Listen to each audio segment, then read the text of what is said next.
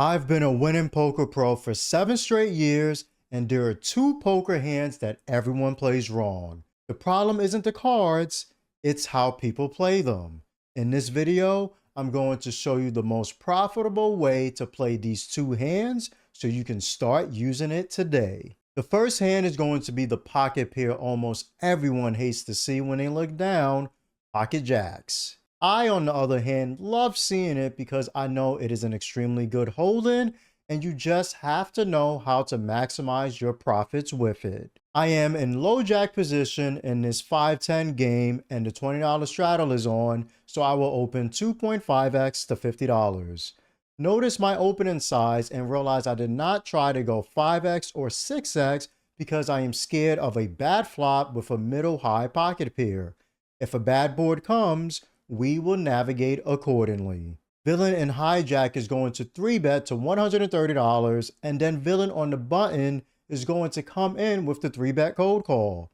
It folds back around to me, and this is where I see people play the hand wrong again. I am in low jack, and if I put in a call here, I would be in the worst position in poker, and that is out of position. Not only will it be to one player, it would be to two players. It is extremely hard for anyone at the table to play in a spot like this. So this is why I'm going to get a bit more creative with this so-called bad pocket pair and go for a 4-bet all the way up to $460. After a couple of seconds, hijack is going to fold and button folds as well. Button's range is not going to be able to defend against my 4-bet almost always, so this is why once hijack folded, I knew I was in the clear. Pocket jacks is a hand that calls for aggression if you want to generate the most winnings with it. You can learn more profitable strategies by grabbing my free guide, The Low Stakes Poker Blueprint, by scanning this QR code. It gives you the 100 rules I used to win for 7 straight years. You can also receive it by clicking the pinned comment in this video to visit my website. This time I would be dealt pocket jacks in a different position. The big blind. It folds to the button and they will raise it 3x the blinds to $30. Small blind folds and it is time to be aggressive again with my pocket pair. This hand is too strong, even though some of you may not believe it, to just put in a call here and take it to a flop. I will go for a 3-bet here, raising it up to $140. This time we will be playing post flop as villain will be putting in the call.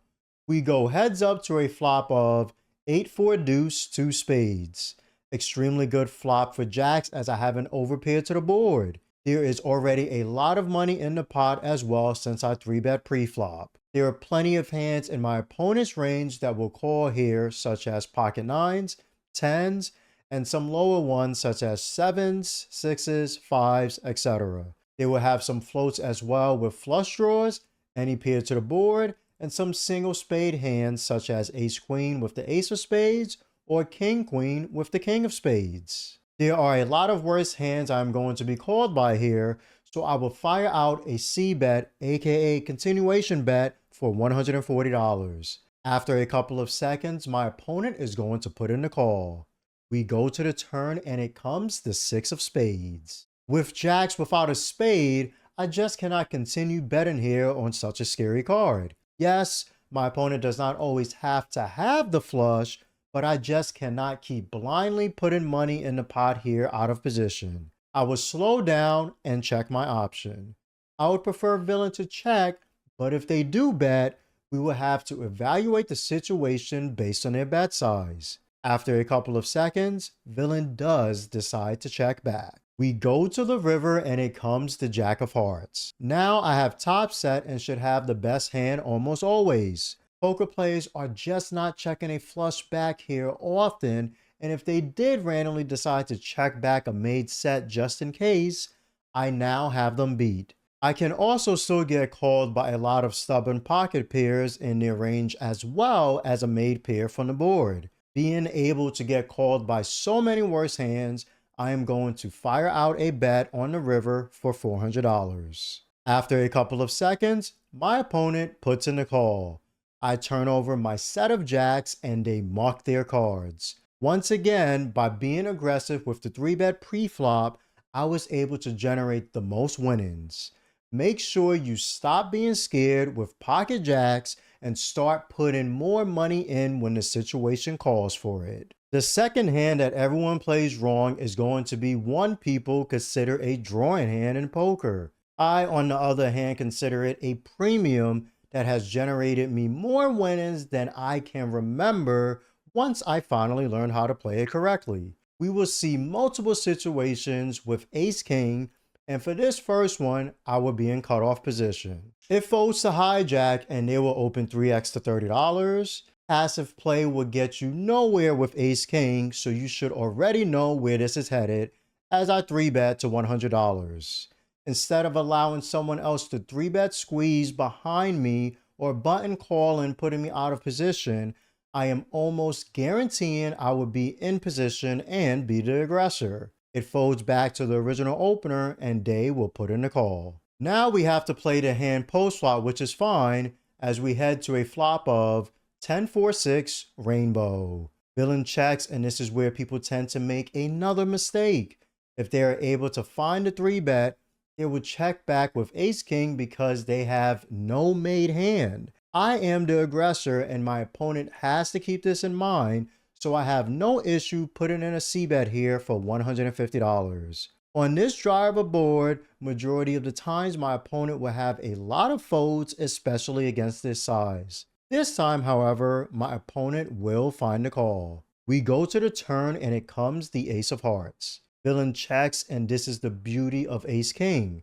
Sometimes when your opponent does continue, you will find an ace or a king on the turn for top pair, top kicker. I will be finding a double barrel and place out a wager for $330. My opponent thinks about it for a little bit and does eventually fold. Stop calling ace king a drawing hand and start playing and treating it as a premium hand. If you are enjoying the video so far, I would appreciate if you can give a thumbs up and hit the subscribe button if you haven't already. Also, make sure you grab my free guide, The Low Stakes Poker Blueprint, by scanning this QR code. It gives you the 100 rules I used to win for 7 straight years. You can also receive it by clicking the pinned comment in this video to visit my website. Instead of a 3-bet pot with ace king, we will be navigating a single raise pot. This will be in a lower stakes game at a 1-3 table, but the $6 straddle is on. Under the gun +1 is going to limp for $6. Over limping is not an option here with ace king, so we will punish the limper by raising it almost 7x to $40. It folds back around to them and they will be put it in the call. We go heads up to a flop of king jack 3 rainbow. My opponent checks and we have top pair, top kicker on a dry board. This is a simple one where we just want to build this pot as quickly as possible with such a strong made hand. I will fire out a c-bet here for $45. My opponent will be put it in the call. We head to the turn and it comes the 3 of hearts. The situation changes a bit here with the paired turn coming in, but at least the board is still rainbow. Now we should start thinking about ranges because you should ask yourself, how many 3s does your opponent have in this spot? They limped under the gun and called my big raise, so odds are they never show up here with ace 3 offsuit or king 3 offsuit. Honestly, they only have ace 3 of diamonds or spades and king 3 of spades. This is only 3 combinations of hands to worry about, but they still have a bunch of king X, jack X, and maybe to get crazy with queen 10, ace 10, and ace queen as well. As you see, there are infinitely more hands to get called by that I am ahead of. After this breakdown, the best option that would generate the most money is going to be finding a double barrel on the turn. I think about my sizing and place out a bet for $140. Villain thinks about it for a couple of seconds and puts in the call. We go to the river and it comes the deuce of hearts. My opponent is going to check and this card is a blank. This is not going to improve any of our ranges at this point in the hand. Most times, players are going to be scared here and feel they cannot get called by worse, so they don't fire the triple barrel. Excuses are made such as they fold too much and what if I get raised? This is not where your thought process should go. Let's use the Brandon Sligh approach, aka be simple approach, and ask ourselves as we are here on the river, can we get called by worse? The answer is yes, because they still have a lot of King X and Jack X in their range. They may even call some random pocket pair that they were stubborn with, because yeah, this is a 1-3 game after all, right? I will confidently fire out the triple barrel for $350. This time they are not as quick to put their chips in the middle. They do tank for 30 seconds or so and finally put in a call. I turn over my premium, ace king suited, and they are going to muck their cards. They were kind enough to let me know they had king queen offsuit. Here's another ace king in a different situation where finally I get to open raise it in under the gun. I will make it $15 to go. It folds to my opponent on the button and they find a massive 3-bet for 20 extra blinds, making it $100 to go.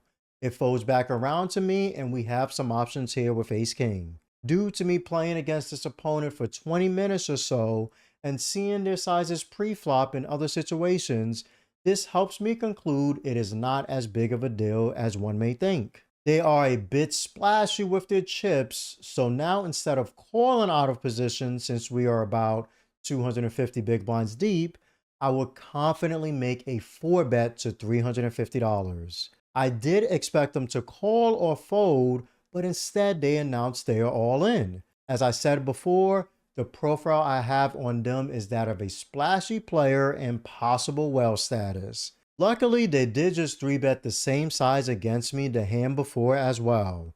I do let all of these thoughts settle in my mind and double check them to make sure I am making the right decision here with just ace king. Ultimately, in this spot, you have to go with it as you can be ahead here, so I will put in a call. The board runs out ace 10 deuce rainbow, the turn is the 9 of clubs, and the river is the jack of spades. They turn over ace queen offsuit, and not being scared with ace king pays off by winning a $2,500 pot. In this next video, anyone can become a winner at poker by learning these 3 live poker strategies.